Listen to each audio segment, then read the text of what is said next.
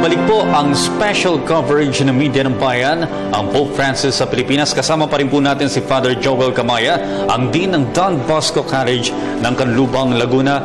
Father, kahapon nga po napag-uusapan natin kasama si Vivienne ang naging homily ng Santo Papa sa Tacloban. At nakita po natin na talagang naging emosyonal yung ating mga kababayan. Sa palagay niyo po ba, nabunutan ba ng tinik? O kahit papano'y naghilom yung mga sugat na idinulot ng mga nagdaang kalamidad sa mga kababayan natin doon bilang epekto ng pagbisita ng Santo Papa sa lugar nila? Lahat ng nakasalamuha ko pagkatapos makinig sa mga sinasabi ng ating mahal na Santo Papa, isa lang yung isa lang yung reaction nila dun sa homily na yon. In particular, itong homily sa Tacloban Leyte, yung na-touch talaga sila at pati yung mga naka-identify sila, of course, lahat tayo may problema, lahat tayo may pinagdadaanan, lahat tayo may mga problemang ganyan na nasalanta, nawalan ng mahal sa buhay at nakaka-identify tayo ron. At yung epekto nung sinabi ng Santo Papa, talagang matindi kasi meron isang nagsabi na marami rin siyang tanong pero dahil dun sa sinabi ng Santo Papa, she was assured. Siguro yun yung word na maganda, There's an assurance of a presence na nandoon, na nandun nagmamahal, nandun yung Panginoon, nandun yung ating mahal na ina. And I think that's a very powerful message. He's very consistent with this, pati dun sa sinabi niya dun sa mga religious na nandun, pati yung message na dapat niya i-deliver, ganun din, And yung epekto, I know there's a lot. We will always have questions, especially this question, why? Kapag tayo nagdarasal, kapag tayo nakakadanas ng ganito. Pero I think the most important thing is, alam natin na hindi tayo nag-iisa dun sa pagdurusang yon. Alam mo, Father Joel, tayo naman dito sa Maynila at iba pang bahagi ng Pilipinas na hindi naman naapektuhan ng ganong katindi kagaya sa mga taga-Eastern Visayas at saka mga naapektahan ng lindol sa Bohol. Tayo ba, palagay niyo po, yung mga kababayan natin dito sa Maynila, lalong-lalo na, may natutunan po ba tayo doon na nakita ng mga kababayan natin na hindi natin kinakaharap dito sa Maynila ang nangyari sa kanila? Ito po ba yung nagkaroon ng kaluwagan sa dibdib na palagay natin mas matitibay yung mga taga-Eastern Visayas? Well, nakita natin yun, na yung mga nandoon, tulad ng sinabi doon sa homily ng Santo Papa, na nandun sila dahil nananalig pa rin sila. Nandun yung pananampalataya nila. At siguro tayong mga of course, hindi rin malayo sa atin yung naranasan itong mga ito. Dumating yung undoy noon at yung iba pang mga bagyo at lindol na nakaraan. Mas wala tayo ron, we know how it feels, Dahil alam natin na kapag may nangyayaring ganito, iisa tayo. In fact, tingnan niyo yung nangyari nung mismong Yolanda. Nagbigayan. Yun pa yung pwede natin sabihin na ano ba yung magandang dinudulot nito mga, of course, pag tinignan natin, isa siyang calamity, isa siyang bagay na hindi maganda na nararanasan ng tao. Pero hindi lahat kasamaan ang nakikita natin, Pero anong kagandahan doon? Na nakikita mo, meron taong nagmamalasakit, may taong tumutulong at pumupunta doon. Pare-pa naman na hindi nga nag-iisa. So, I know yun yung epekto, At nakapagpapalakas palalo dito sa ating mga kababayan. Father, tayo po dito sa Maynila, and I'm sure kahit dun sa ibang bahagi po ng ating bansa ay halos maiyak po dito sa homily ni Pope Francis sa Tacloban. At yun nga pong mismong mga nakarinig doon sa Tacloban, yun pong mga biktima naging biktima po ng bagyong Yolanda, ay talaga naman pong hindi na napigil ang kanilang luha. Talaga pong napaiyak po dahil po dito sa homily ni Pope Francis. Bakit po ganun yung epekto? Kasi unang-una, very proximate sila, Very proximate tayo dun sa mga nakadanas nun. At naging mas powerful pa, Itong parang kaisa natin sila dahil dun sa nakikita nating images. At yung may nung break kausap ko si Audrey, no? At isa sa mga sinabi niya yung power ng nung images na yun ng kahapon, na kung may matatandaan sila sa papal visit dito sa Pilipinas, marahil ito yun, no? Na yung Santo Papa nagmisa, no? Nakakapote. I mean, never heard yun, no? Hindi pa nakita yun, maski, ewan ko, sa kasaysayan, meron na nangyaring ganon. At yung misa, yung Santo Papa, nagmimisang nakakapote habang bumabagyo. At yung hangin, kitang-kita mo, no? Na yung inisip ng yung inisip niya na makapunta doon nung panahon ng bagyo para makiisa doon sa mga taong na nagdurusa, ayun, nasamahan niya sa isa pang bagyo. I mean, it's so realistic. Of course, we did not wish na sana bagyuhin yung misa na Santo Papa, pero I think it has become even more an image that could touch all of us. Hindi lang tayo mga Pilipino, but the whole world. Oh, alam mo, tama ka dyan, Father Joel, kasi nung nag-monitor ako kagabi sa may CNN at BBC, meron din silang report tungkol sa kuhang yan. At kinuhanan nga ng mga international news network nga, yung homily ng Santo Papa sa Tacloban, at pinakita rin nag-iiyakan yung mga kababayan natin, mga Pilipino doon. At tama nga, no, sa napag-usapan natin, Father, 10 years from now, 50 years from now, pag naalala ang papal visit sa Pilipinas ng 2015, ito yung imaheng makikita. Ang Santo Papa kaharap ng libu-libong mga Pilipino, naka-raincoat, nag-homily sa gitna ng ulan.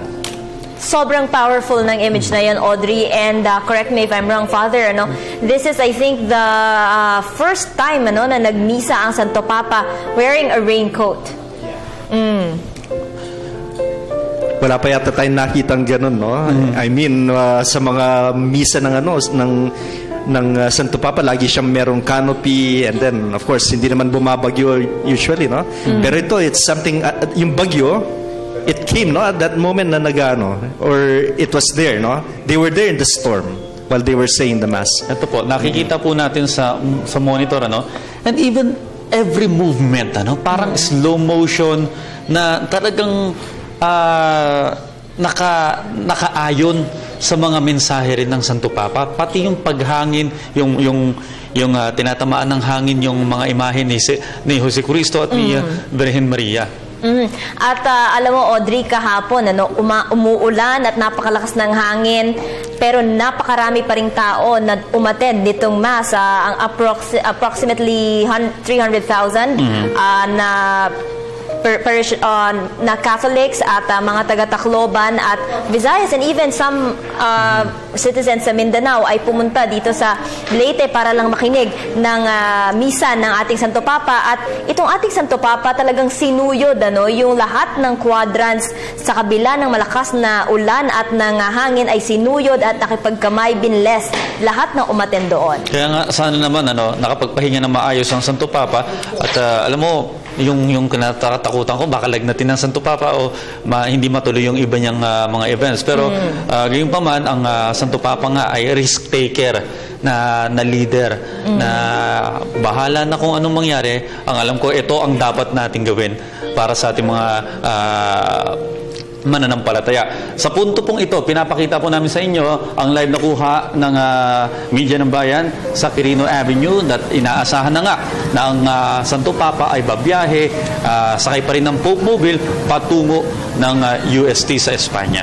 I wonder kung aling Pope Mobile ang gagamitin niya this time, Audrey, kung ito ba yung unang Pope Mobile na ginamit niya noong siya ay dumating dito sa Pilipinas mula sa Villamor Air Base patungo ng Apostolic Nunciature, o ito na ba yung pick-up yun Audrey, na mayroong salamin?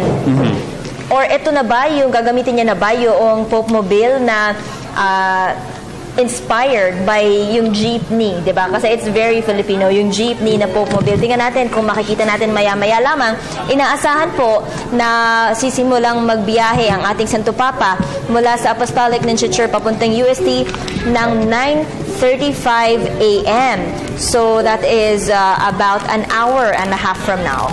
At ito nga idadaan sa Taft Avenue, sa Quirino Avenue hanggang Nagtahan hanggang sa may Lacson Avenue, hanggang makarating ng Espanya Boulevard, hanggang sa may UST Gate. Oo, nakikita natin dito sa ating footage mula sa Quirino Avenue na yung ating mga kababayan looks hopeful. Mukhang excited na silang makita ang ating Santo Papa at yung iba sa kanila may dalang Santo Niño, Rosario para ipabless sa ating Santo Papa. Paalala lang pala sa ating mga kababayan na dadalo mamaya sa misa sa Luneta, sa Quirino Grandstand po. Pinagdadala po tayo ng imahe ng Santo Niño dyan sa Mass. Ini-encourage na magdala ng imahe ng Santo Niño.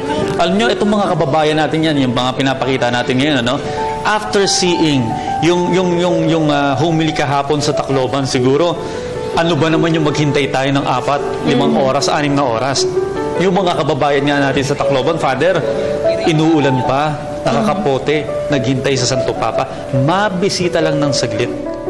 Alam mo, Audrey, itong si Father Joel ay na-meet itong si Pope Francis ng 3 beses. Father Joel, ikwento niyo naman po sa amin ang inyong karanasan. Actually, nagsimula itong, from 2010 to 2014, nag-aaral ako sa Roma. At syempre, isa sa mga parang, let's say, gift or grace or benefits na nandun ka, ay nakakapunta ka lagi sa, kung merong misa yung Santo Papa, o kaya kung yung audience niya during the Wednesday, yung Wednesday audience, tapos yung Angelus niya kapag linggo, nakikita mo siya para masilayan lang, At yung isang parang turning point ay nung nag-resign si Pope Benedict. At nandun ako noon. And so, hinihintay namin, ina-anticipate namin yung ma-elect yung bagong Pope. At nung gabi ng Habemus Papam, nung lumabas yung puting usok, tapos nandun pinroclaim, Yes. Habemus Papam, tapos Franciscum, nandun ako sa St. Peter's Square. Opo. And of course, alam mo, kita mo doon yung excitement ng mga tao. At nung lumitaw siya, wow, ito yung bago Santo Papa. And so, I've always looked forward na sana ma-meet ko siya. At ito yung 3 instances, yung isa yung kaninang pinapakita naka-green na, nakapag-concelebrate ako noon, yung naka-green kami na vestments, binabati kami ng Santo Papa. Yun yung una, October 27, 2013. Tapos itong nasa screen ngayon, ay March 6 yun, nung minute niya yung clergy ng Rome, yung mga pari na nasa Roma. Tapos yung isa pa ay yung mga university students ng mga Jesuit universities dahil nag-aaral ako sa Biblicum at yung na-meet ko rin siya that time. Pero Father Joel, nagkaroon ba ng pagkakataon na may naibulong ka man lamang at nagsalita ng pabalik sa iyo ang Santo Papa? Yeah, yung mga like many instances, yung lalo yung first time, yung tinatawag ngayon na Francis effect, Yes, yung may gusto ka sabihin pero pag nandun na siya sa harapan mo, hindi mo na alam kung ano sasabihin mo. Mawawala na lang bigla. Nandun ka yung moment na yun na nakasama mo. Yung isa, yung minute niya yung mga pari sa Roma, may nasabi ko sa kanya na patapos na po sa aking pag-aaral. At sabi niya, congratulations. Yun. So yun yung parang most that I could tell him at that time. Father Joel, ito daw pong si Pope Francis. Kapag daw po tiningnan po kayo nito sa mata, ay para pong tiningnan niya rin na rin po ang inyong kaluluwa. Can you please explain this? Ganon din po ba yung naging epekto sa inyo noong na-meet niyo po itong si Pope Francis? Yes, ganun na ganun. Especially kung kita mo that the power of the person, yung mga mata niya, maamoy yung mga mata niya. Siguro pag nakikita mo siya sa TV, okay lang, Pero pag nandun na, talagang ibang klase. Kaya talagang nagiging Francis effect, sabi nila. Alam mo, siguro, Vivian at Father Joel, yung pinaka-emotional, kahit sa TV lang, na punto nung dumating dito ang Santo Papa, yung arrival, at saka yung etong sa may Tacloban. Oo, alam mo nung... Malakas at powerful to Oo. Ako from the television ko lang pinanood, yung arrival, parang tumaasing balahibo ko, Audrey. Sobrang natuwa talaga ako and iba talaga yung epekto niya pag nakita mo siya and thinking, na nandito siya sa ating bansa. Alam nyo, Father, yes, may effect na nagiging emotional tayo. Kasama natin ngayon ang Santo Papa. Pero sana nga, after ng pagbisita ng Santo Papa dito sa Pilipinas, may idulot ito na long-term na kabutihan sa bawat Pilipino. Kasi kanya-kanya tayo, may mga kinakaharap tayong problema. Hindi lang yung mga taga-Tacloban, even yung mga pangkaraniwang Pilipino dito sa Maynila, may poverty, may kahirapan, may problema sa pamilya.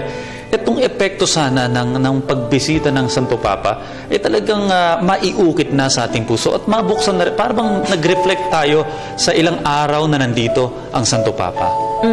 Alam niyo, Father and Audrey, ito pong si Pope Francis ay kilala sa kanyang advocacy na tungkol sa environment. And ito pong experience sa Tacloban, alam naman po natin na epekto po ito ng climate change. Do you think, Father, yung kanya pong homily at yung kanyang purpose sa pagbisita dito sa Pilipinas ay madadala na rin po nito ang advokasya niya na higit na mahalin po ang ating kalikasan? Tama ka riyan, Vivian, no? Yung itong, at least, no, yung, I think it's been all over the media na pagkatapos nitong visit na ito, that will be one of the steps that he will be taking, no? One thing, he will, I'm sure, speak about this kasi yung Vatican ay isang permanent observer sa United Nations and he will be delivering a talk about this. Tapos hindi lang yon. Alam natin na yung mga Santo Papa, they give letters to all the faithful, no? Yung mga tinatawag nating encyclical, apostolic exhortations. Actually, nakakita na tayo ng dalawa, no? From Pope Francis. Yung una, at sinabi niya parang co-author sila ni Pope Benedict, yung Lumen Fidei, the Light of Faith. It's about our faith. Tapos yung susunod ay na document na napakaganda, isang apostolic exhortation, yung Evangelii Gaudium, the joy of the gospel, kung paano magpalaganap ng mabuting balita dito sa mga bagong sitwasyon natin. Tapos sinabi nila, magkakaroon din ng isang letter na ganito, encyclical letter on the environment. At ito'y bunga nitong visit niya sa Pilipinas. So, as the Catholic Church looks forward to that apostolic letter. Okay, ipagpapatuloy po natin yung ating discussion about pa rin sa mga mensahe ni Pope Francis na mga nabanggit niya sa kanyang homily dito sa Pilipinas. Pero sa punto pong ito, balikan natin yung ating footage, live nakuha natin dyan sa may University of Santo Tomas sa may Espanya para malaman natin kasi may mga kababayan tayo, Vivian, na magtutungo pa rin dyan at yung iba maaga nauna na doon. At sinabi nga ng ating senior correspondent na si Nikki Baluyot Jimenez na talagang siksikan na punong-puno na at marami na ring hinimatay simula pa kanina. Pakinggan natin ang ulat na ito mula sa ating kasamang si Julius Disamboron. Julius, magandang umaga. Audrey, Vivian, maraming salamat. Alam mo na dito ko ngayon nakapwesto sa may bahagi ng Espanya Boulevard, Gate 5 ito, o Gate 6 ito, ng University of Santo Tomas. At sa mga itong kinaroroonan namin, ay simula nung dumating ako kanina dito, ay talagang hindi mahulog ang karayom yung dami ng mga tao na talagang gustong pasok doon sa mismo loob ng UST compound. At itong Gate 6 lamang dito, isarado muna ito para makapasok yung iba nating mga kababayan sa loob. At talagang may pitch yung ipinapatupad na seguridad para sa gagawing aktibidad ng Santo Papa ngayong pong araw na ito ng linggo bago siya tumungo dyan sa may bahagi ng Quirino Grandstand mamaya nga pong alas 3 ng hapon.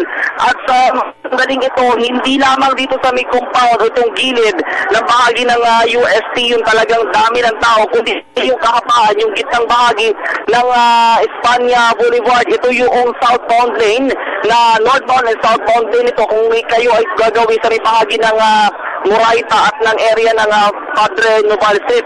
Audrey, Vivian, sa mga ang pangunahin nating nakikitang sitwasyon dito ay yung talagang tao, yung bilang, yung dami ng mga tao na matyagang nag-aabang sa convoy nga ng, o yung pagdating nga ng convoy ng mahal na Santo Papa sa anumang oras na ito.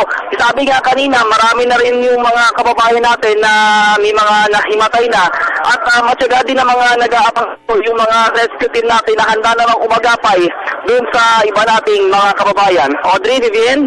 Julius, sa estimate mo, ilan na ba ang mga kabataan at ang mga tao?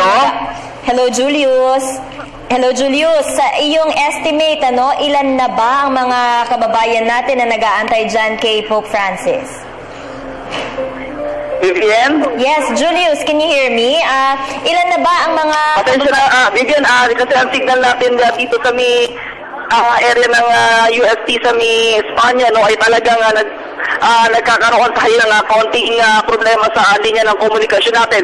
Pero kung ano yun, sa naintindihan ko yung bilang yata ng mga kabataan dito, hindi natin na pa kung gaano karami yung talagang dumagsa dito dahil bawat kanina nung pagdating nga namin dito pasado alas 3 ng madaling araw kapi-kapila yung natin mga kabataan. Paunay kasi ito nga ay bilang pagdurita o ito'y aktibidad ng Santo Papa para sa mga kabataan at syempre may nakausap din tayo, no, na mag-anak, kasama pa nila yung kanilang anak na sanggol. Dito tinanong ko sila, galing kasi sila dyan sa may bahagi ng Arpapa, no, tinanong ko sila, bakit pinaisinama yung kanilang anak na sanggol? Ang pangunahin nilang dahilan ay para naman masaksihan ng nilang mag-anak, dahil nga kapapanganak nga lang, talagang makita nila o kaya mapaspasan sila ng Santo Papa. Dala-dala nila yung iba ding mga souvenirs na gaya ng mga t-shirt at ng rosaryo. Audrey, Vivian? Yes, Julius, kung mayroon tayong mga kababayan na gusto pang humabol dyan sa meeting o sa dialogue with the meeting with the youth, ano? Maaari pa ba silang humabol? Saang gate ba sila pwedeng pumasok? Hello? Hello, Julius. Kung mayroon pang mga kababayan tayo na gustong pumasok dyan sa UST at gustong ma-witness, makita ang ating Santo Papa sa meeting with the youth, pwede pa ba silang humabol? Saan sila pwede pumasok? Kung sa terms na kung pwede pang humabol, siguro kung ako lamang ay tatanungin, maaari pa, pero yung kung sila merong ID na makakaraan sila, mabilis sila makakaraan dito sa may bahagi ito ng area ng Gate 5 and Gate 6, dito yan sa may bahagi po ng Espanya Boulevard. Gates 5 and 6 ang para sa publiko, Julius. Hello? Sige, ang linya ng komunikasyon mukhang baka baka lang naman, baka nagpatupad na rin ng signal jam dyan sa may lugar na yan. Pero ulitin ko lamang po, ang mga nais pang kababayan natin na humabol dito nga sa Youth Encounter ng Santo Papa sa UST, ang maari pong pasukan ng mga official youth participants na may ID yung meron pong ID ay maari pong pumasok sa Gate 5 at Gate 6. Ito po yung gate sa may Espanya Boulevard. Yung mga official yan, official youth participants. Yung mga kababayan naman natin na nais lang pumunta doon at ma-witness yung Santo Papa, open din po kasi for general public itong encounter na ito. At maaari po kayong pumasok sa gates 1, 2, at 3 sa kahabaan po yan ng Espanya Boulevard at maging sa gate 14 along Lacson Boulevard. Pero gayunpaman, kanina nga nag-report din sa atin ang ating senior correspondent na si Veronica Baluyot Jimenez at sinabi niya, good luck na lang dahil sa kapal nga ng tao. Napakarami. Ang Pilipino talaga, pang ilang araw na lang Santo Papa dito, pinapakita pa rin po na sabik na makita man lamang ang Santo Papa. Tingnan mo naman yung ating footage sa UST, Audrey, sobrang dami na talaga ng tao. Sa aking estimate, siguro libo-libo na ito. Inaasahan nga po na 24,000 youth leaders ang pupunta dito sa UST ngayong araw. 24,000, Ganyan karami ang youth leaders at ang ilan po sa kanila ay kanina pang alauna ng umaga dyan nag-aantay at naghahanda para sa pagdating ng Santo Papa. At ito na ang live na kuha natin sa Quirino Avenue at mukhang ito na yung advance party ng Santo Papa at inaasahan na rin babiyahe ang Santo Papa patungo dyan sa UST. Ang oras po natin, mga kaibigan, 8:07 a.m.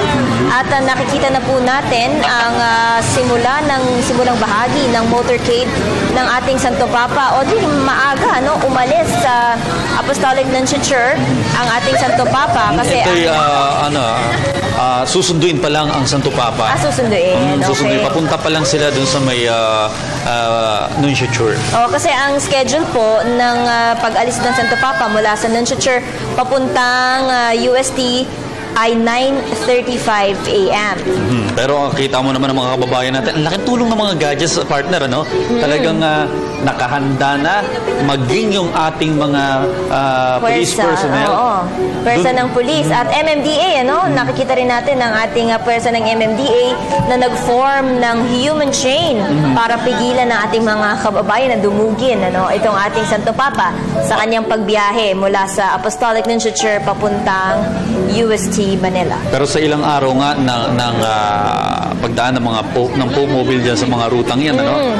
Maging ang Malacanang pinuri yung mga kababayan natin dahil nagpakita ng disiplina at nakikikooperate sa mga otoridad at sana tuloy-tuloy yan hanggang sa makauwi rin ng Santo Papa papunta pabalik ng Vatican. Walang magiging aberya. Kita nyo naman po yung mga kababayan natin, dala ang kanilang mga anak, gustong masilayan ang Santo Papa kahit sa panandali ang sandali lamang. Oo, kasi itong mga kabataan na to, no, first time nila na makakakita ng Santo Papa tayo, second time, ano, dahil nakita na natin si Pope John Paul II noong 1995, pero that was 20 years ago, Audrey, and sa kanilang lifetime, hindi natin alam kung ilan pang Santo Papa ang bibisita dito sa Pilipinas, kaya kung ako rin magulang, ano, I would also bring my child there para ma-witness naman itong historic event na ito. And hindi lang ito historic, it is also a religious event, ano. Gusto ko rin na ma-bless ng Santo Papa, and I'm sure that is exactly how these people feel then. Pero alam mo, kung hindi man nakarating ang Santo Papa sa lahat ng kapuluan ng Pilipinas, ano, tayo bilang Pilipino, buong Pilipinas, ilang araw simula nung Thursday hanggang siguro sa Lunes, para tayong fiesta, no? Masaya ang pakiramdam bilang Pilipino na kasama natin ang Santo Papa dito sa ating bansa. Alam mo, dun sa mga kababayan natin na nandoon sa, yung iba doon sa mga nag-aabang sa Quirino Avenue ay paulit-ulit silang pumupunta at sabi nila hindi sila nagsasawa na makita ang ngiti ng ating Santo Papa dahil sabi nga ni Father, merong Francis effect, charismatic effect talaga ang ngiti ng ating Santo Papa. Alam mo, may kaibigan akong kausap kagabi, no? Na sanay ako na medyo madaldal siya, medyo mabiro. Pero sabi niya, nung nakita ko yung Santo Papa, parang may gusto akong baguhin sa sarili ko. May mga ganung epekto na alam mo yun? As early as now, ilang araw pa lang ang Santo Papa, may mga kakilala na akong nagkakaroon na ng epekto ng ganun. So, Father Joel, balikan po natin, ano, ang Santo Papa po ay nakaschedule ngayon sa UST. So ngayon po, sa kanyang youth encounter, ano po ba dapat natin asahan dito? Unang-una, no, tignan natin yung kung ano yung message niya. We know that this Pope also has a predilection for young people. Yes. At yung isang, parang si St. John Paul II, ganun din, no? At kung pinakinggan nyo yung homily nung sa Manila Cathedral, and then yung undelivered homily niya, you know, kanino siya nakatutok? Isa sa parts doon? To the young priests, young religious and seminarians. Why? Because that's a link to the future generation.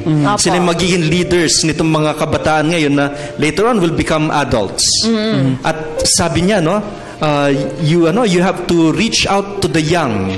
So itong mga leaders na ito, especially the young ones, young clergy, young religious, dapat abutin nila yung mga ito. Kasi what will be the future of the church if not these young people? Kaya ano, yung link na yon. Kaya ano, he looks ahead, far ahead of his times.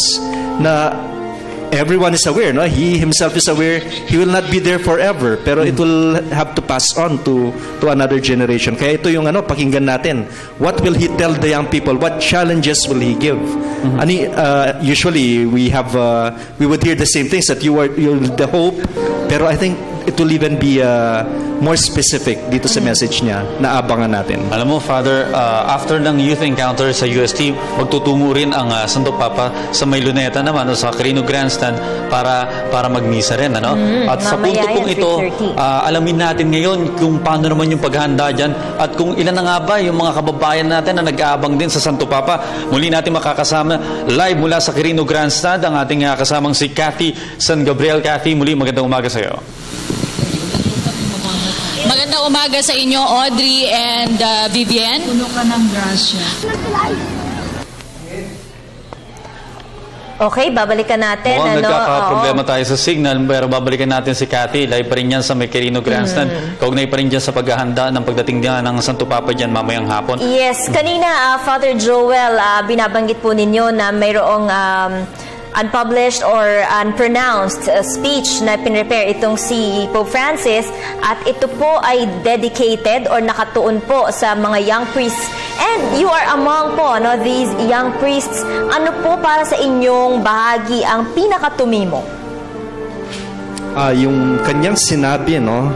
Ito yung, actually, yung whole message niya for the Palo clergy, it's not only for the young priests, pero merong specific na part lagi for the young priests. Ito, no? Finally, I would like to say a word of ayun, bago yun. Okay. A word of sincere thanks to the young people present, including seminarians and young religious. Many of you showed heroic generosity in the aftermath of the typhoon. I hope that you will always realize that true happiness comes from helping others, giving ourselves to them in self-sacrifice, mercy, and compassion.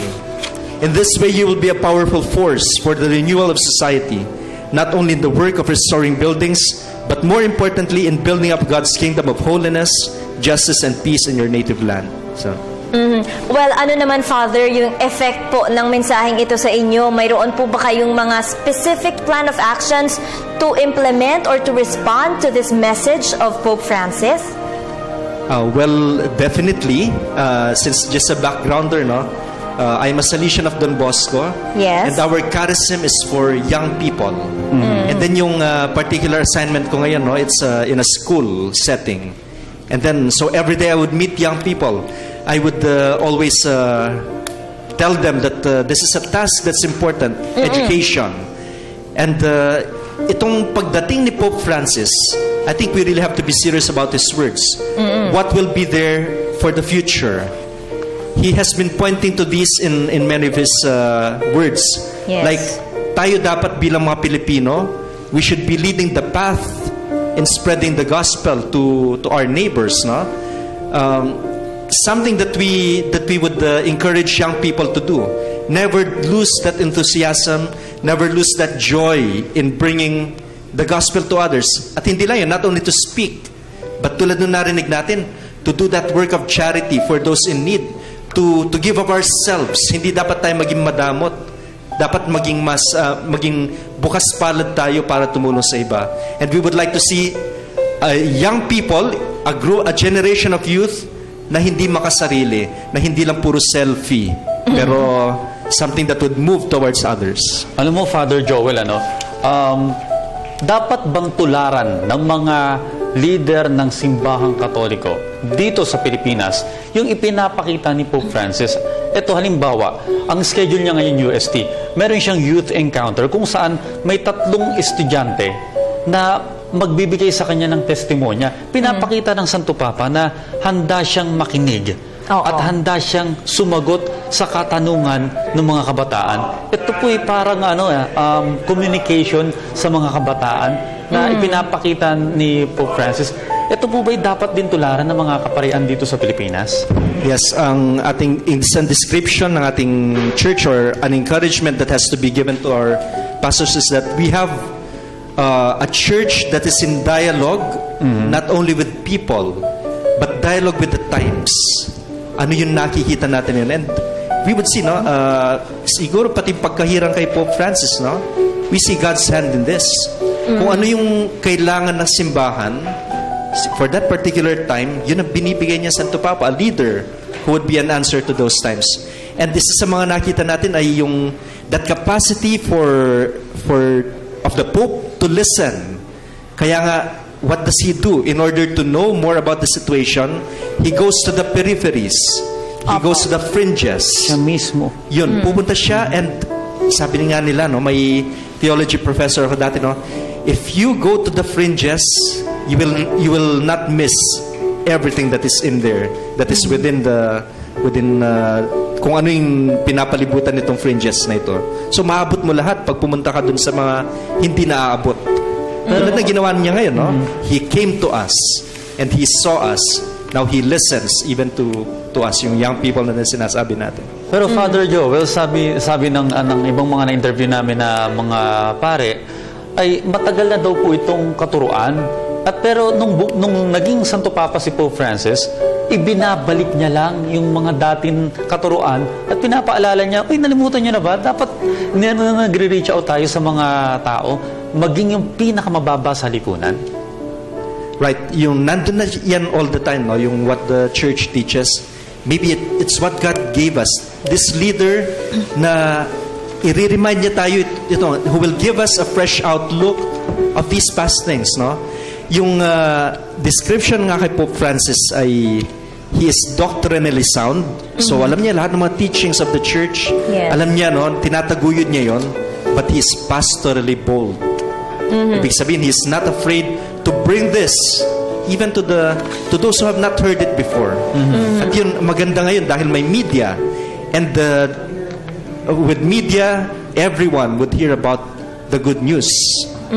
Maganda yung sinabi nyo na yan, Father, ano? Dahil ito pong si Pope Francis, hindi po siya confined doon sa mga traditions lamang, ano? He really seeks out to the youth. And as a matter of fact, ginagamit niya rin po yung mga latest technology tulad na lamang po ng social media, Twitter, for example. Ang atin din po bang simbahan, ganito rin po, ginagamit din po ba natin ang social media, modern technology para po mahikayat ang mga kabataan na makinig po sa mensahe ng ating Panginoon? Yes, in fact, no, isa yun sa mga yung from Vatican II, which was 50 years ago. That is one of the things that the church stressed. I'm sure you've heard about that particular document of Vatican II, Inter Mirifica, which deals with these new things, these new means of being able to proclaim the word. Opo. At nung time na yun, 50 years ago, what were these new means? Itong ginagamit natin ngayon, no? Television, radio, and now even more than ever, na yung means na ito, it can even be from the point of view of the person who will be able to evangelize. Sino bang makakaisip nung even just 10 years ago that you can publish your own video, that you can have your own thoughts seen by everyone in the world? Ngayon, isang tweet mo, makikita ng lahat. Yeah. And this is the challenge for the church. Not to see this as a threat to being worldly or the other negative effects of these, but to see this as a tool of evangelizing, a tool of spreading the gospel. Okay, Father Joel of Vivier, na pagpapatuloy natin yung ating discussion about pa rin sa mga itinuturong aral ni Pope Francis. Pero sa punto pong ito, dumako naman tayo sa Quirino Grandstand. Balikan natin ang ating kasamang si Cathy San Gabriel, live mula sa Quirino Grandstand. Cathy, ano na ang sitwasyon dyan? Yes, Audrey, alam mo, bagamat alas 8 pa lang at 7 oras pa bago inaasahang dumating dito ang Santo Papa, ay talaga namang punong-puno na ng tao. Ang ayon sa aking mga natanggap na ulat ay hanggang sa Kalaw na po yung mga nagnanais na makibahagi sa magiging misa dito mamayang alas 3:30 ng hapon. Excited na po ang ating mga kababayan at gaya nga ng aking nabanggit kanina ay kagabi pa lang, kahapon ng hapon pa lang, marami sa kanila nandito na po sa labas ng Quirino Grandstand. Inabangan po yung alas 6 ng umagang pagbubukas ng gate para makakuha sila ng magandang pwesto. At isa nga po dito, si Miss Elizabeth Mendoza mula pa po sa Navotas. Magandang umaga po sa inyo. Kagabi pa po kayo dito. Anong oras pa po kayo? At bakit po kayo kagabi pa nagpasyang na tumungo na dito? Kasi po kailangan namin ng maagang gabi pa lang pumunta na dahil sa dami po talaga ng tao. Alam namin po yun. Ito nga lang po, ang hirap, bago kami nakarating dito sa loob, ang napakahirap na pinagdaanan po namin. Sobra po talagang dikit-dikit na po talaga yung mga tao. May nagkakatulakan na nga po, sobrang kahirap-hirap po talaga. Nako, malaking hirap nga po pinagdadaanan ng mga nais makibahagi sa misa. Pero ano po ang inaasahan nyo? Maganda po yung pwesto na nakuha nyo ngayong umaga. Kaya nga po, papasalamat po kami, Panginoon. Nandito po kami sa bandang buwan at makikita po namin mamaya yung Papa. Ito yun naman po talagang kagustuhan ng bawat isa sa atin. Makita po siya. Talagang nakakatuwa pa, parang bless na bless ka po pag nakita mo po siya talaga. Meron po kayong dala dyan na Nazareno, pakita po natin. O bakit nyo po dinala yan? Dibutante po talaga ako ng Senyor Nazareno. January 9 po birthday ko at January 9 po, 50 years old na po ako. Talagang yung sobrang hirap na pinagdaanan ko po. Talagang blessed na blessed po talaga ako. Talaga. Kaya noong nga pong Huwebes, talaga pong masakit ang dibdib ko. Pero sabi ko nga po, nung nagsimba po ako nung Friday, sabi ko pagka po, sana po maalis po yung sakit ng dibdib ko para po makarating po ako rito. At tawanan mo ng Diyos po ito, nakarating po kami ng pamilya ko. At sobrang salamat po talaga. Maraming salamat din po sa inyo, Miss Elizabeth Mendoza. Samantala, tingnan po natin, nasa likod ko po ang stage ng grandstand. Yan po ang pagdarausan ng misa mamaya sa pagdating ng Santo Papa. At simple lang po ang design. Gumamit po ng mga native materials tulad ng kawayan at anahaw dun sa stage. At yung mga furniture naman po ay gawa naman sa kahoy na mahogany. Yung mga furniture po dyan, tulad po nung lectern, nung altar, at maging yung crucifix ay gawa po yan at sa mahogany at may kinumission pong 70 mga workers para po gawin yung furniture na gagamitin sa misa mamaya. At ayon nga po sa mga organizers, gusto po nila yung makita ng Santo Papa yung magandang craftsmanship nating mga Pilipino. Samantala po sa pag-uumpisa ng misa ay pangungunahan ng Archdiocese of Cebu ang isang malasinulog na song and dance number. Kaya marami po dito sa ating mga kababayan na narito sa Quirino Grandstand ay mayroon pong mga bit-bit aside from yung dala ni Miss Mendoza kanina. Marami po sa kanila ay nagdala ng mga imahen ng Santo Niño dahil yan po ang pinanawagan. Meron pong aabangan tayo mamaya na malasinulog na song and dance performance kasama po ang crowd na itataas po nila ang kanilang mga dalang imahen ng Santo Niño. Samantala po, nais po naming pasalamatan ng Manila Hotel para sa venue ng ating International Media Center na naatasang magbigay impormasyon tulad ng press releases para sa print, broadcast at online media. Muli, maraming salamat po sa Manila Hotel. Para sa Pope Francis sa Pilipinas, ako po si Cathy San Gabriel ng Media ng Bayan. Balik muna sa inyo, Audrey and Vivian. Maraming salamat, Cathy San Gabriel. Nag-uwat ng live mula dyan sa Quirino Grandstand. At alam mo, mamaya pang hapon Yes, pero puno-puno na ng tao. At kanina parang 6:00 ng umaga, nagpunta dyan yung ating mga kababayan. At Maging yung iba kagabi pa, nag-camp out na malapit dyan sa Luneta. Para po sa ating mga kababayan, i-update ko lang po kayo sa schedule so far ng ating Santo Papa. 9:35 a.m. po inaasahang magsisimula ang kanyang biyahe mula sa Apostolic Nunciature papuntang UST, University of Santo Tomas, dyan po sa Manila. At 9:45 a.m. po ang nakatakdang oras para sa brief meeting with the religious leaders of the Philippines at the Pontifical University of Santo Tomas in Manila. Pagpatak naman po ng 10:30 a.m. ay magkakaroon ng pagpupulong with the youth at the sports field of the university. Okay, idagdag ko lang, Vivian, ang mga official youth participants nga na a-attend sa may UST na may dalang ID. Ulitin ko, yung may mga ID, maari pong dumaan sa Gate 5 at Gate 6. Para naman po sa general public na gusto pa rin humabol, bagamat sabi ng ating senior correspondent na si Veronica Baluyot Jimenez na good luck na lang dahil sa sobrang kapal na daw ng tao, ay maari pong pumasok sa Gate 1, Gate 2, at Gate 3 along Espanya Boulevard at maging sa Gate 14 sa may Lacson Boulevard naman. Okay, Audrey, mamayang 3:30 p.m. naman inaasahang magsisimula ang Holy Mass na pangungunahan ng ating Santo Papa. Diyan po yan sa Quirino Grandstand sa Maynila. Samantala mga kaibigan, pumunta naman po tayo sa University of Santo Tomas.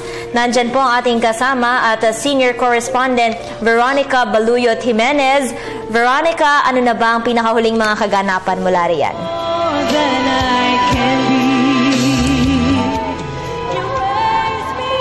Veronica?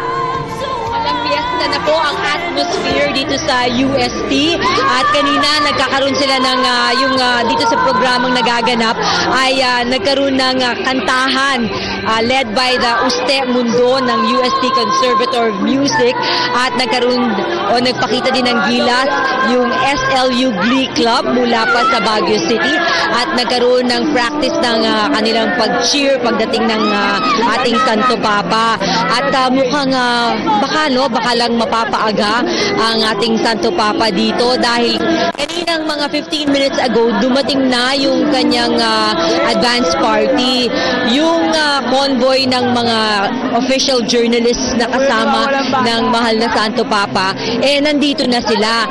Usually kasi a few minutes after lang na pag dumating yung mga yon darating na ang mahal na Santo Papa. So baka siguro inisip nilang agahan para habang hindi pa umuulan, maganda pang lagay ng panahon, baka gustong umpisahan na ng mas maaga. At kanina nakita natin kumanta dito si Angeline Quinto, no? Nasa likod po mismo nasa likod ko ang stage dito sa football field ng UST kung saan ay magkakaroon ng programa kasama ang ating mahal na Santo Papa.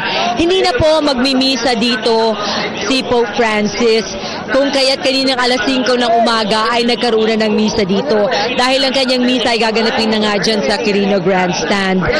At kasama ko ngayon ang isa sa mga youth participants, si Bea Vargas from the Filipino-Chinese Catholic Youth. Magandang umaga, Bea. Magandang umaga po. How do you feel na nandito ka ngayon at mawi-witness mo ang pagpunta ng mahal na Santo Papa dito sa inyong paaralan? Sa totoo lang, it's amazing. It's such an honor kasi once in a lifetime lang to so wow, it's just incredible. And to be one of those people out there and like the feeling, I cannot explain it. So. Bakit ka napili na mag-participate dito? Actually, like, mga nag-volunteer, yung mga pwede. Isa ako dun sa napili. Oo nga, pumunta dito. Anong oras ka nagpunta dito? Dito sa UST or sa Manila? You're not from Manila? No. Where are you from? Bacolod. So all the way from Bacolod, nagpunta ka dito? So saan ka tumira dito? Sa may Golden Panda Dormdal. Okay. So anong oras ka umalis doon at pumunta dito? Mga 3:45 yata. Okay. Marami ng tao? Oo, sobra. So okay lang sa'yo na maaga-aga mong nagpunta dito? Worth it naman kasi si Pope naman yun Kung makalapit ka sa Pope, anong sasabihin mo sa kanya? Magpapasalamat talaga ako sa kanya. Kasi grabe yung natulong niya, especially sa mga Filipino, sa mga na-affect sa Tacloban lahat. Yun. Meron ka bang message for the Pope? Someday, Pope, I hope to meet you. And I have a question for you. Hope you answer it someday. What is your question? Throughout your entire journey, as a kid, as a teenager, an adult, a seminarian, priest, archbishop, cardinal, and now Pope, what was like his most challenging and most difficult journey, problem or challenge that he has ever faced? And how did he overcome those things? Sana magkaroon ka ng pagkakataon na maitanong yan sa ating mahal na Santo Papa. Oo nga Okay, congratulations at nandito ka. Okay, good luck na lang sa inyo at magandang umaga, Bea. Okay, that was Bea Vargas all the way from Bacolod. So marami dito sa ating mga kabataan, hindi lang dito galing sa Metro Manila, kundi nang galing pa sa iba't ibang mga probinsya din para mag-participate dito sa sinasabi nila iba once in a lifetime na pag-encounter with the Pope Francis. At ngayon po ay patuloy po yung pagpasok pa rin ng mga tao, although sa labas po sa Espanya nakita natin na yung hinarang na ng mga kapalusan, yung kalsada na pagdaraanan ng ating mahal na Santo Papa, no? Nakatayo na yung ating mga kapulisan dyan sa labas para matiyak na smooth yung paglakad ng pag-usad ng Pope Mobile papasok dito sa UST. At medyo umaambon-ambon po dito, titigil tapos aambon na naman. Pero itong mga tao dito, hindi sila natitinag, no? Patuloy ang kasiyahan. Kanina po nagsasayawan na kasi yung cheer na pag-practice nila ng mga cheer talaga nakakaindak nga naman at napakasaya. Mariramdaman mo yung feeling ng mga tao, excitement at yung sabik silang makita ang ating mahal na Santo Papa. At yun naman po mga nasa labas na mga kababayan natin talagang nakaantabay pa rin sa pagdating ng ating Santo Papa. At dito po sa loob nakikita ko yung mga sasakyan na yung mga high ace na sakay-sakay yung mga journalist kanina, no, pa-atras na in preparation for yung entrance naman ng Pope Mobile ng ating Santo Papa. As of now, we can see po dito sa stage ang pagkanta ni Jed Madela. Kumakanta po siya to entertain itong ating mga youth participants habang hinihintay ang ating mahal na Santo Papa. At yan na po muna ngayon. We will return later on pagdating po ng ating mahal na Santo Papa. Para sa Pope Francis sa Pilipinas, ako po si Veronica Baluyot Jimenez ng Media ng Bayan. Maraming salamat, Veronica Baluyot Jimenez mula sa UST Manila. Audrey, kitang-kita natin na napaka-festive na talaga ng mood sa UST at maging sa Quirino Grandstand kahit mamaya pang 3:30 doon. Pero dahil nga sa kinikwento sa atin ni Nikki, siguro yung mga kababayan natin na ngayon pala magtutungo ng UST, we advise doon na lang po kayo magtungo sa may Quirino Grandstand. Dahil mukhang sabi nga ni Nikki tsaka ni Julius de Sambron kanina, talagang good luck na lang at mahihirapan dahil ang usad daw ng tao dyan sa may gate 4 or sa may gate 5 and 6. Yung gate na para doon sa may general public, talagang mahigpit na, mabagal na. At hindi na mahulugang karayom yung termino nila. Ibig sabihin, makapal na po yung tao. Siguro better dahil 7 oras pa naman, sabi naman ni Cathy San Gabriel, bago mag-misa ang Santo Papa doon sa may Quirino Grandstand naman, maaring sila siguro doon na lang pumunta.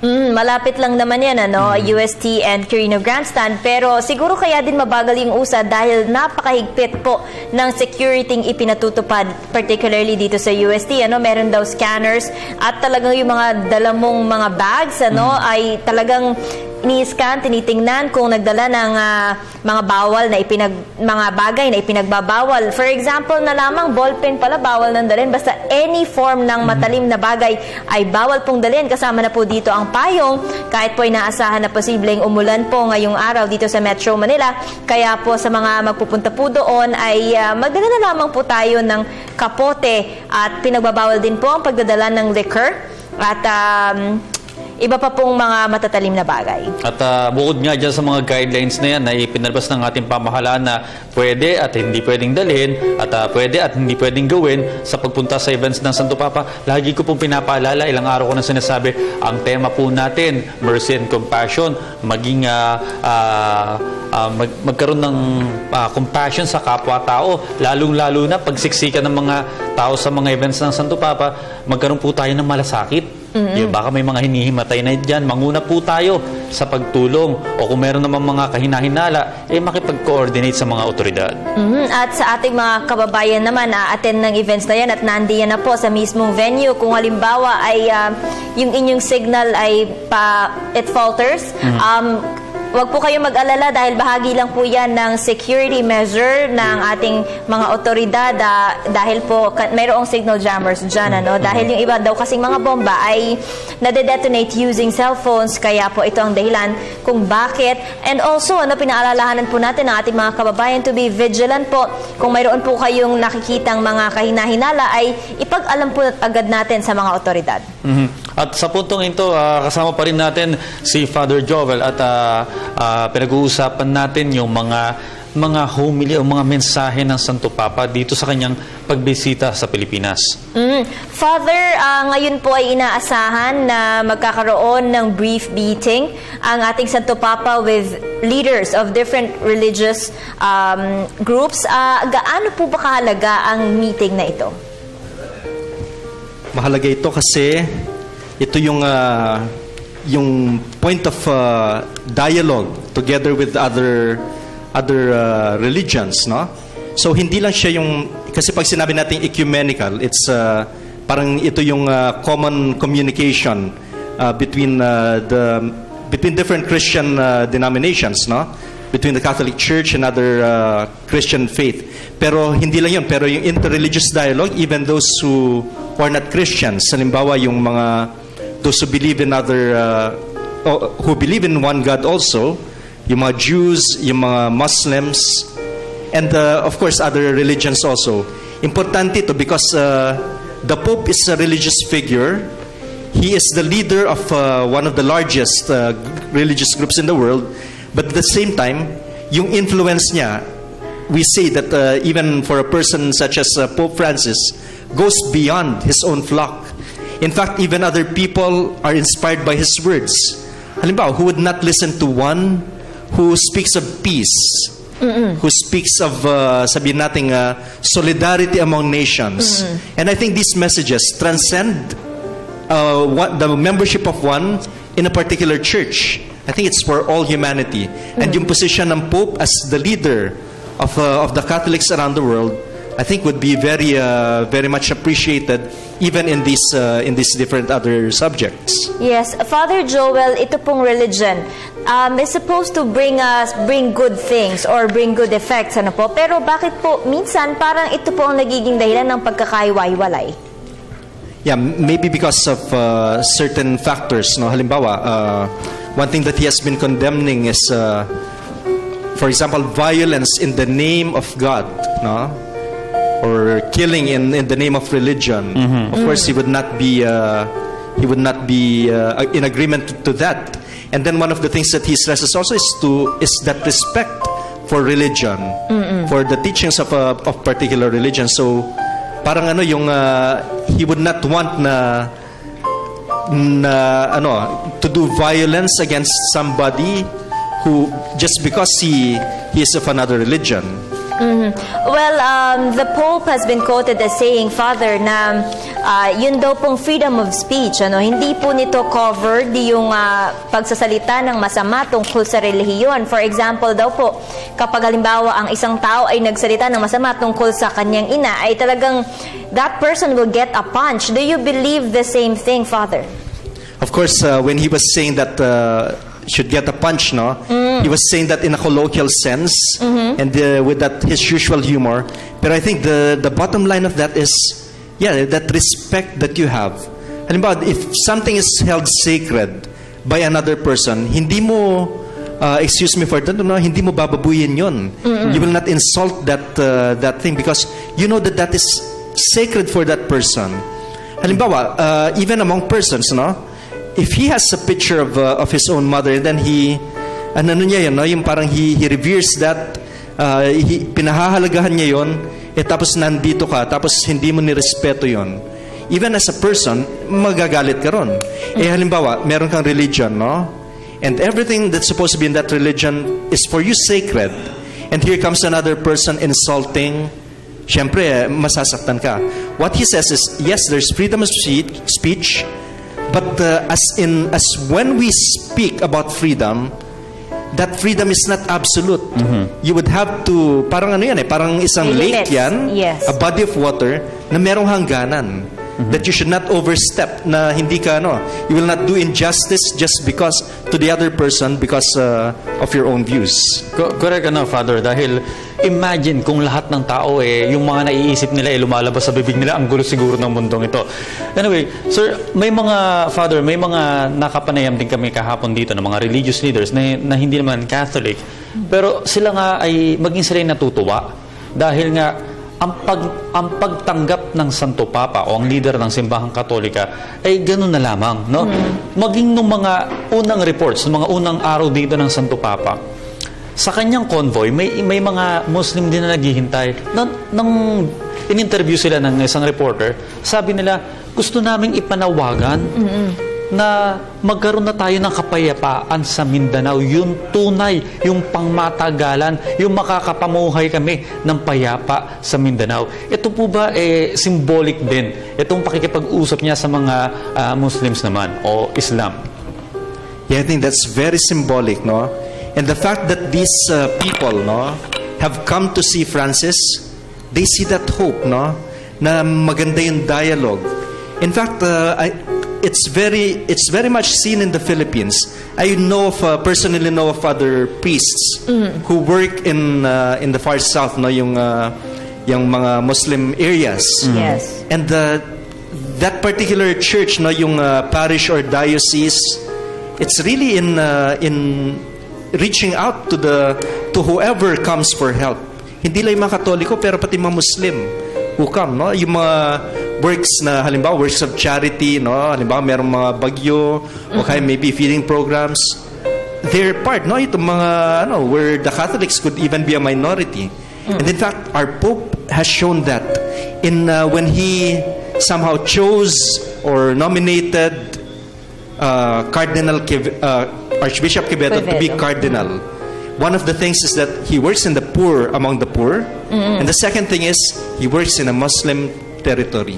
And I think that's a very valid point that the Pope has done. Na itong dialogue, no, to continue with that dialogue with our Muslim brothers here in the Philippines.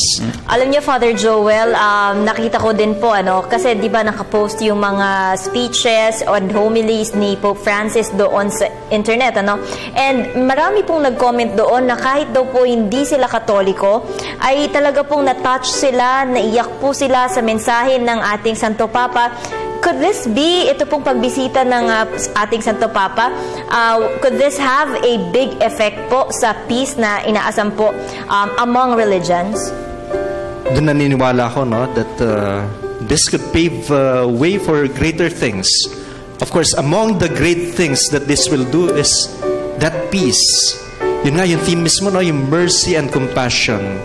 And if we try to look at that, pati yung aspect ng pagtingin sa kapwa mo, maski pa siyang religion, no, with mercy, like how Jesus looks at other people. I know yung isa sa mga pinaka-issue about this is yung poverty.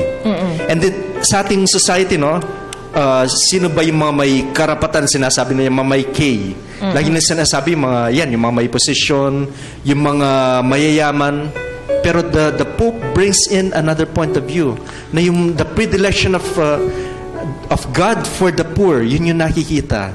Yung mga hindi naaabot, sila yung pinupuntahan. Alam nyo, going back to the images of yesterday, sa Leyte, one of the things that touched me was the presentation of gifts, the offertory, so to say. Na yung mga pamilya na nandun, sila yung namatayan, sila yung mga nawalan ng bahay, at nung nandun sila sa harapan ng Pope, they found that, yung parang that solace in front of the Pope, na yung hinawakan niya yung kamay nila, and he let them as long as they wanted. I think that's the gift that God gave in the person of the Pope to these people. Alam mo, Father Vivian, habang nagsasalita si Father kanina, pinag-uusapan nga yung openness ng Santo Papa maging sa ibang religion, Alam mo, yung pinapakita natin, yung kapal ng tao dyan sa may UST grounds, maging sa may Quirino Grandstand, at maging yung tadaanan ng Santo Papa ngayon sa kanyang mga biyahe, etong feeling na to, parang ang in high spirits ang mga Pilipino ngayon. Naalala ko lang to, etong ganitong pangyayari, parang nangyari noong panahon ng EDSA Revolution. Para tayong united, na nagkakaisa, masaya, festive, sabi mo nga. At sana nga, hopefully, yung pagiging open ng Santo Papa na makipag-usap sa iba pang religious leaders, hindi lang makapag-unite ng mga iba't ibang paniniwala, kundi maging sa mga Pilipino. Alam mo, sana itong ganitong karaming tao, hundreds of thousands and even millions, sana ganito rin yung ating pagsasama-sama and unity in combating yung mga sinasabi ni Pope Francis, na mga challenges sa panahon natin ngayon, tulad na lamang ng corruption, social inequality, injustice.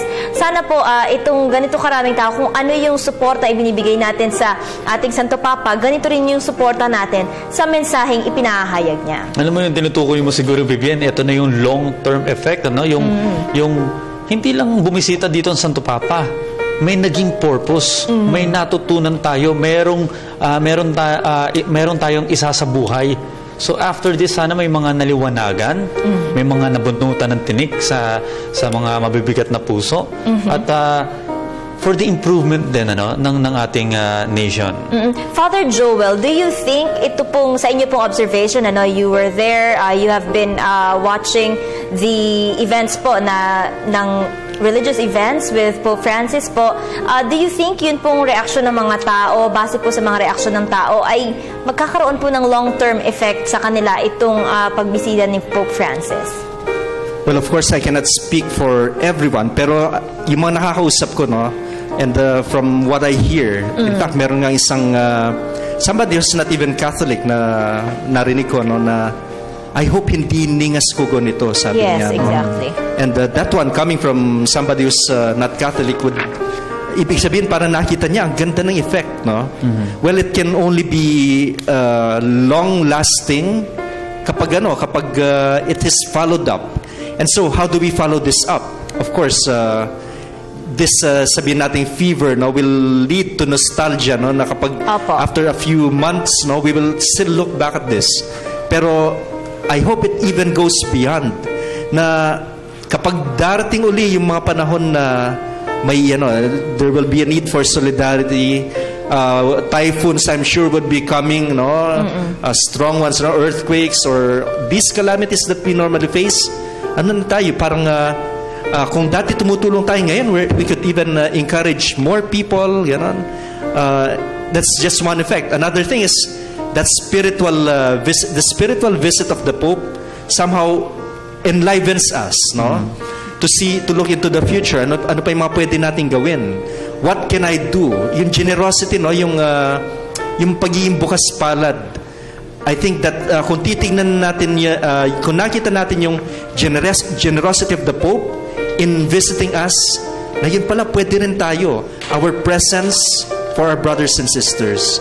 I think if we only would see that in that way, then I think this will be more long-lasting. Alam mo, Father, tumutugma yung sinasabi mo, dun sa may tema mismo ng papal visit, itong mercy and compassion, yung ano ba ang Tagalog word ng compassion? Yung sympathizing with our fellow men. So, ibig sabihin ng Father, itong tema ng papal visit na mercy and compassion, talagang sa ilang araw pa lamang ng Santo Papa dito, talagang naipakita niya rin. Alam niyo yung kasi medyo may galing sa Latin word yung compassion, Ay may ibig sabihin yan, compasione. Ibig sabihin, a suffering with, Compatire, yan. To suffer with. At yung compassion, hindi ka lang nandun from afar na nakatingin. At yung tawag natin dito, yung another word is empathy. Yes. Hindi lang sympathy, pero kung ano nararamdaman nung kapwa mo, nararamdaman mo rin. At tulad ng sinabi ni Audrey, yung Santo Papa, pinakita niya ito, Dati siguro parang sympathy. Nung nakita yung Yolanda, from donations came pouring from all over, Nakita ng buong mundo yun. Pati mga stars na they began sending help. Yeah, because they have sympathy. Parang nakita na they want to feel the same way. Pero iba yung empathy, o yung compassion. Na nandun ka, nagdurusa kang kasama nila. At nakita natin yan very concretely yesterday with the Mass of Pope Francis sa Baguio. Maidagdag ko lang, Father Joel Vivian, tayo dito sa news, bilang newsmen, tayo binabalita natin kung ano yung nangyayari sa mga sa Tacloban, sa Lindol, sa Bohol. Yun ay balita. Yun nga yung sinasabi ni Father. Alam natin at naaawa tayo minsan, pero yung kahapon, parang kaisa tayo eh. Yes. Habang nakikita natin yung katahimikan, tapos umiiyak yung mga kababayan natin doon, siguro yun yung sinasabi ni Father, na compassion. Oo, ako naman nakita ko yung empathy and yung compassion nitong si Pope Francis nung pagbisita niya doon, nung niyakap niya, yung mga kababayan natin sa Tacloban, at based on his expression, nakikita mo rin noong homily niya that he really empathizes with our fellow men who are survivors of Typhoon Yolanda. Alam nyo, sa dami ng events ng Santo Papa, Father, maidagdag ko lang, sana maging halimbawa to kung sino man ang magiging susunod na Santo Papa na ganito pala pag bumisita sa Pilipinas. Ganito pala ang treatment, ganito pala ang mga Katoliko sa Pilipinas, maging ang mga non-Catholics. Kita mo yung festive na atmosphere dyan sa UST. Tapos yung mga nag-aabang sa Quirino Grandstand, ito po, kung sino man ang magiging susunod na Santo Papa, bisitahin nyo uli ang Pilipinas. Tatanggapin po namin kayo dito. Sabik na sabik po ang Pilipino sa pag-asang hatid ng Santo Papa. Parang rockstar ika nga, yung pagsalubong na ibinibigay natin sa ating Santo Papa. At mga kaibigan, dyan po sa ating monitor, nakikita po natin ang mga pre-program activities sa UST grounds bago po bago po yung meeting with the youth na nakatakda po ng ating Santo Papa. Ang atin pong si Pope Francis ay inaasahan po na magsisimulang bumiyahe mula sa kanyang Apostolic Nunciature. Mamaya po yung 8 o 9:35 a.m. at inaasahan pong magkakaroon siya ng brief meeting with religious leaders of the Philippines at the Pontifical University of Santo Tomas ng 9:45 p.m. Bandang alas 10 naman po, 30 ng umaga ay magkakaroon si Pope Francis ng meeting with the youth at the sports field at the University of Santo Tomas. At 3:30 p.m. naman po ang itinakdang Holy Mass sa Rizal Park sa Maynila. Pinapayuhan po ang ating mga kababayan na dadalo sa misa mamayang alas 3:30 ng hapon sa Rizal Park na magdala po ng Santo Niño. We are encouraging you to bring Santo Niño para po ma-bless din ng ating Santo Papa. At also, ini-encourage din natin yung mga kababayan natin na gusto pang humabol na makita ang Santo Papa. At dahil may mga nakapanayam na nga tayong mga reporters natin dun sa UST, siguro mas mabuti na po yung mga kabubukas pa lamang ng telebisyon at nais nyo pumunta ng UST, siguro po mas mabuti doon na lang sa may Quirino Grandstand dahil mamayang hapon pa naman po yun at maaaring makapasok pa kayo at makalapit pa kayo kung saan man ang pwesto ng Santo Papa or madadaanan. Kasi sa may UST po, sa nakikita po natin sa ating monitor, talagang napakakapal na po ng ating mga kababayan na nandoon ngayon at nag-aabang sa pagdating ng Santo Papa. At habang hinihintay po natin, hindi ko lang maiwasang ma-share ulit itong tweet ng Santo Papa right after niyang pumunta ng Tacloban kasi emotional yung tweet na to. At medyo siguro ito yung nararamdaman ng Santo Papa after ng kanyang homily. Father, ito ang kanyang tweet, babasahin ko lamang po ulit.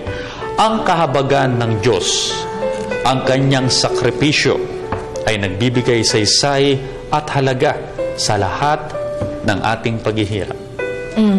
Parang sinasabi nito, Audrey, na God understands yung mga sufferings natin at it should send a message na kapag tayo ay nagsasuffer, we are not alone. Kasama natin si God sa ating journey. Father Joel, ito pong mga mensahe ng Santo Papa sa atin, pag po naririnig natin, at the moment we hear it, it gives us a warm feeling at talaga pong ramdam na ramdam natin. Pero how do we not forget this feeling and this message? First of all, you know how we can describe them, lalo na yung nabasa nyo pa lang ngayon, it's their words of compassion talaga, their words of comfort, na we would not forget them if we just remember that we are not alone as a flock. Meron tayong shepherd, meron tayong isang pinuno na talagang gumagabay sa atin, at kung ano yung nararamdaman natin, nararamdaman din niya. I think the Pope has been consistent with this simula nung unang speech niya sa Malacanang, and through his homilies in Manila Cathedral pati kahapon. And take note, this was one of his first messages as Pope in the first Holy Thursday Mass that he celebrated, speaking to the priests, since that's the institution of priesthood, yung Holy Thursday. Speaking to them, he said, ito, para hindi rin natin makalimutan yung effect nito. That as a shepherd, yung mapari, kausap niya, you should acquire the smell of the sheep. Dapat maging kaamoy ninyo yung mga tupa. And anong ibig sabihin nun? Na kailangan bababa ka, dapat alam mo yung sitwasyon nila. At alam mo, Father, ang mensahe ng Santo Papa ay walang pinipili, partner. Yes. Mula sa pinakamatataas, mayaman, nasa posisyon, pangulo, senador, kung sino ka man, board of director ka man, maging sa pinakababa, walang pinipili. Mukhang ang mensahe niyang ito ay para sa lahat. And even nga yung mga leaders ng simbahan, yung ating church leaders noong sa kanyang homily sa Manila Cathedral ay talaga namang nagbigay siya ng mensahe kung paano magiging isang mabuting leader ng simbahan. Father, ano po ba ang naging epekto sa inyo ng mensaheng ito sa Manila Cathedral? Ang malaking epekto po, no? Kasi it's like it brings us into an examination of conscience. Three things that I remember clearly, no? Unang-una yung ating church, no? It's first of all yung love, no, that should be there in us. Yung the love of Peter for Jesus leads him into guiding the flock. Yun yung una, no? And then the second thing is we as the Filipino people, we should pave the path towards the spreading of the gospel to all of Asia. So yung leadership ng Philippines in that sense. And then thirdly, yung examination of conscience, no? Na in order to be able to preach to the poor, kami rin dapat, no? We should live in that spirit of poverty. And yung examination of conscience that we are also weak. And we are weak and we need somebody to strengthen us. Sabi nga po ni Pope Francis, kailangan daw po na tayo ay aminin natin sa ating sarili. Huwag tayong mahiya na aminin ang ating mga pagkakamali. And only then, magsisimula ang tunay na reform. I hope you allow me to read this favorite quote ko lang to doon sa homily ni Pope Francis sa Manila Cathedral. Only by becoming poor ourselves, by stripping away our complacency, will we be able to identify with the least of our brothers and sisters. Alam niyo, Father, ito po talaga easier said than done, po? How do we become selfless po? Well, pati yun, no? It's a very difficult question. How do we become selfless? Maybe to move out of our shells, siguro, no? Instead of isipin lagi natin sarili natin, of course, we should have a healthy concept of ourselves. Sabi nga nila yun sa psychology. But then, to think that hindi lang tayo nabubuhay, there are also other people. At yung ibang tao na yun, baka may pangangailangan sila na pwede nating tulungan sa aspect na yun. I think yung simbahan sa Pilipinas, no, through her leaders, have all the while been thinking about this. And it has now been affirmed by Pope Francis. Yung sa PCP2 in 1991, ang ganda ng mga salita, no? Walang taong napakayaman, walang taong napakahirap na wala nang maibibigay. Yes. At walang taong napakayaman na wala nang pangangailangan. That is very true. Alam mo, it reminds me, Father, no, yung passage doon sa Bible, isang parable, I think, yun pong tungkol doon sa nagbigay, na mayaman at mahirap, and mas na-appreciate po yung donation nitong mahirap dahil po kakaunti na lamang po ang meron siya, and yet naibigay pa po niya. Alam mo, naalala ko naman, Father, yung kababaang loob nga na ipinapakita ng Santo Papa na sana sundan din ng mga leader, yung pagiging gentle, makipag-usap, mapa-edukado man o hindi, yung pagpapakumbaba. May isa pang quote na sinabi ang Santo Papa tungkol naman sa paghingi ng tawad, Father Joel, na medyo tumatak sa akin sa mga ilang araw na ito. Ang sabi niya, huwag kayong mapapagod na humingi ng tawad dahil ang Panginoon ay hindi napapagod na patawarin kayo.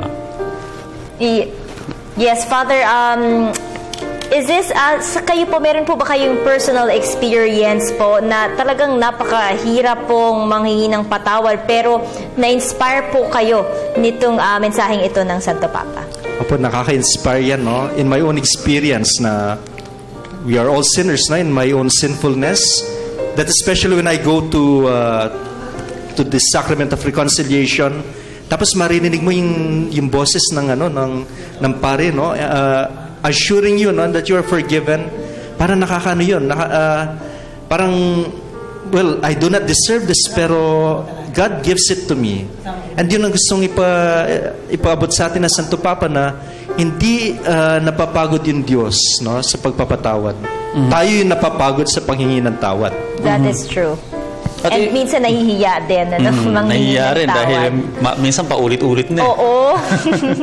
Pero alam nyo, kagaya nga, kasi nagkaroon kami ng parang meeting before pa mangyari po itong papal visit, na ang talagang tema namin, dahil ito'y may coordination din sa ibang mga malalaking television networks, at sama-sama nating ipakakalat yung mga information about the Pope, dahil iisa lang din naman ang ating ambisyon, yung ma-reach out, maiparating ang mensahe sa publiko.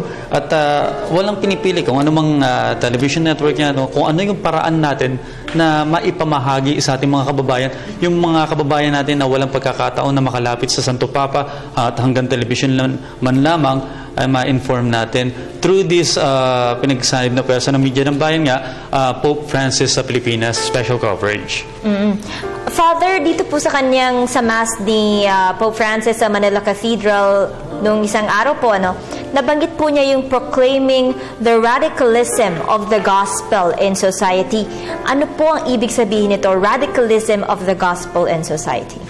Yung radicalism of the gospel ay, pag tinignan natin yung radical, no? Yung kung saan nanggagaling. Kung titingnan nyo ito, it's he proclaimed the gospel, he proclaimed the kingdom to the people. At kanino yun, no? It's for those who are needy. Yung talagang, halimbawa, yung mga poor. And I think that somehow reinforces yung sinabi niya doon sa homily rin na yun, no? The poor are at the center of the gospel. They're the heart of the work. Kaya if we do evangelizing and then yung nalimutan yung poor, then we miss the whole thing. Dahil para dun dumating ang ating Panginoon.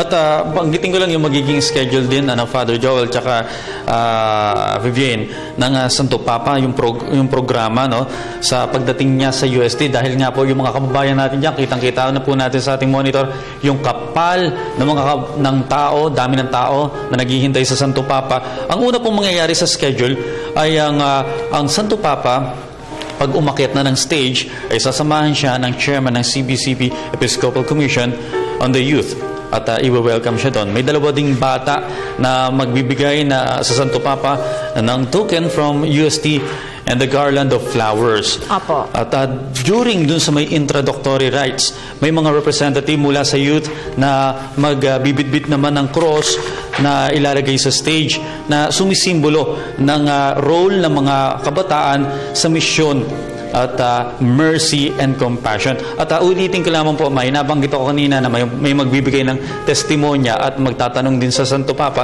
may mabibigyan ng pagkakataon. Hindi po pala tatlo yun. Yun ay nag-iisang estudyante lamang. May testimonya siya at maaari niya ring mabibigyan din siya ng pagkakataon na magtanong sa Santo Papa. Isa po siyang out-of-school youth representative of the poor and the Yolanda Typhoon Relief Volunteer. At ipepresent siya sa may Santo Papa. Pagkatapos po niyan, magkakaroon ng petition and the intercession, may i-deliver po sa mga major languages sa Pilipinas, dealing with issues and challenges by the youth. So talagang ito'y communication mula sa Santo Papa at hanggang sa mga para sa mga kabataang Pilipino. Alam mo, I think, Audrey, it is also worth noting na yung binanggit mo kanina, yung prayers of the faithful ay i-deliver in different languages. Kabilang dito yung Ilocano, Kapampangan, Tabaco, Bicolano, Cebuano, Waray at Hiligaynon. Ibig sabihin nito, nire-recognize yung iba't ibang groups dito, cultural groups dito sa ating bansa.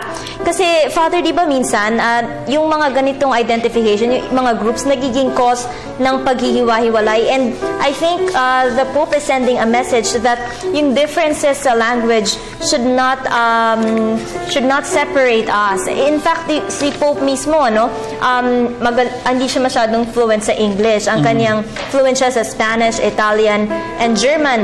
And yet, talagang nag-effort siya na mag-deliver ng message dito sa Pilipinas.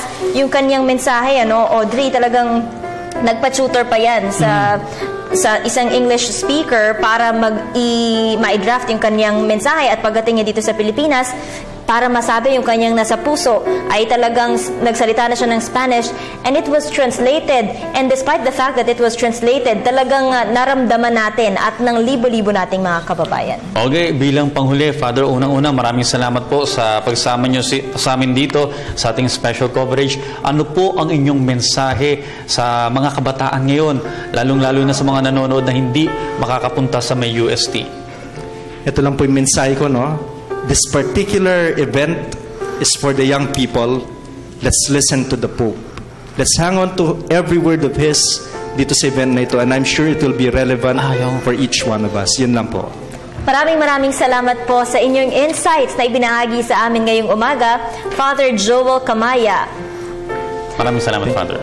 Okay, samantala mga kaibigan, patuloy pa rin po ang ating pagbabantay at pagsubaybay sa mga aktibidad ni Pope Francis dito sa Pilipinas. Ngayon po ay ika-4 na araw ni Pope Francis sa ating bansa at bukas po ay inaasahan nalilipat na siyang muli papuntang Roma. Pero sa araw po ito, ang kanyang itinerary ay magkakaroon po siya ng brief meeting with the religious leaders dito po sa ating bansa. 9:45 a.m. po yan dyan sa University of Santo Tomas. Ang oras po natin ngayon ay 9:08 a.m. So ilang minuto na lang, Audrey, magsisimula na at ilang minuto na rin lang ay inaasahang alis na siya sa Apostolic Nunciature. Ang schedule niya ng pag-alis ay 9:35 a.m. At ito na nga po yung kuha natin sa may gate ng Apostolic Nunciature. At kung makikita po natin, mahigpit pa rin ang seguridad. May mga nakaabang pa rin sa labas. At syempre, sa pinapakita natin yung kahabaan ng rutang dadaanan ng convoy ng Pope Mobile, ay talaga namang nandun pa rin yung ating mga kababayan at hindi natin masasabi na sila rin yung nandun kahapon at itong isang araw. May mga kilala ko talagang first time pa lang nilang pupunta at talagang in-schedule nila na siguro para bang bakit ganun yung pakiramdam, yung mga nakapagkwento sa kanila, bakit may ganung feeling itong kaibigan ko? Ako nga rin pumunta ako. Kaya kasi kita mo, yung kapal ng tao doon sa may lalabasan. Sa lalabasan ng o yung dadaanan ng ating Santo Papa ay parang mas marami ngayon Oo, mas marami ngayon. Siguro yung iba humahabol bago makaalis ng tuluyan ang ating Santo Papa na sana ay makita nila. Nakikita po natin. Ito ang entrance ng Apostolic Nunciature. Nakikita po natin may mga PSG na nakabantay po dyan. Mayroon pong puwersa ng ating pulisya at nakabantay din po ang iba't ibang vehicles ng police and MMDA. Mayroon din po mga nakabantay na ambulances para po kung ano man ang mangyaring medical emergencies ay madali po silang marespondihan. Makikita natin, Audrey, doon sa ating footage kanina na napakakapal ng tao. Sobrang dami. Hindi nga mahulugang karayom. That is how they would describe that much people na nag-aantay. And tingnan mo, all of them talagang may dalang cellphones at gadgets. Para makunan, masulyapan at makunan ang ating Santo Papa sa kanyang paglabas. Makakuha man lang ng souvenir. At mayroong mga bata itong mga bata na to kanina pa tong umagang-umaga, madaling araw nandiyan na para antayin ang pagbubukas o ang paglabas sa Apostolic Nunciature ng ating Santo Papa. Mga kaibigan, ang ruta pong dadaanan ni Pope Francis mula sa Apostolic Nunciature papuntang UST ay Taft Avenue, Quirino Avenue to Nagtahan to Lacson Avenue, Espana Boulevard to UST Gate. Ito po yung primary route at inaasahan po na magsasara po ito naisara na po ito ng 6:30 a.m. Samantala mamaya naman po para po sa kanyang event, Holy Mass sa Luneta sa Quirino Grandstand sa Luneta ay isasara na po itong mga rutang ito, itong mga daan na ito ng 10:30 a.m. Yan po ay ang Taft Avenue, left to Quirino Avenue, Rojas Boulevard, Calao Avenue, Maria Orosa Avenue, P. Burgos Avenue, Rojas Boulevard, at South Drive to Ocean Park entrance going to the back of Quirino Grandstand. Again, partner, pinapayuhan po natin yung ating mga kababayan, yung mga nais pang humabol sa UST. We advise na pumunta na lang po kayo sa may Quirino Grandstand dahil nga talagang makapal na yung dami ng tao sa UST at mukhang magiging malayo lang yung posisyon nyo doon sa may area ng kanalalagyan ng Santo Papa. At maaga pa naman, maaari pa kayong humabol according to Cathy San Gabriel na nandun ngayon sa may Quirino Grandstand. Maaari pa kayong humabol doon. Pero sa UST, sabi naman ng ating senior correspondent si Mickey na medyo good luck na lang dahil sa dami ng tao. Kaya po, mag-ingat din po at sumunod sa guidelines na ipinatutupad ng ating pamahalaan upang maging maayos yung events ng Santo Papa ngayon.